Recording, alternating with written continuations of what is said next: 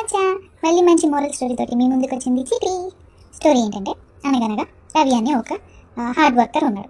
ఆ hard worker Ravi అనే కింద ఇంకొక అతను పనిచేసే సురేష్ అనే ఒక అతను ఉంటాడు. రవి ఎలా అంటాడంటే వర్క్ విషయంలో చాలా స్ట్రిక్ట్.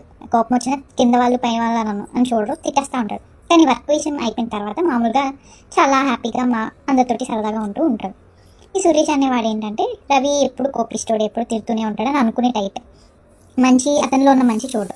అయితే దీనికి వచ్చే శాలరీ సరిపోదన్నమాట. అంటే స్కూల్ ఫీజులకి, పిల్లల స్కూల్ ఫీజులు, ఇంట్లో సరుకులకి వాటికి సరిపోవు.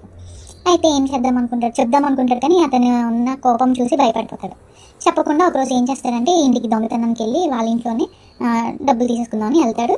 కానీ ఆ రోజు రవి పడుకోడు. సురేష్ని చూసేసి దొరికేస్తాడన్న. ఏంటి ఎందుకు ఇలా చేశానంటే చెప్తాడు, ఇలాగ నేను నా దగ్గర సరిపోవట్లేదు ఇది అని మొత్తం చెప్తే రవి అర్థం చేసుకుని కొంచెం డబ్బులు తీసుకొని ఇచ్చేస్తాడు. ఇది స్టోరీ.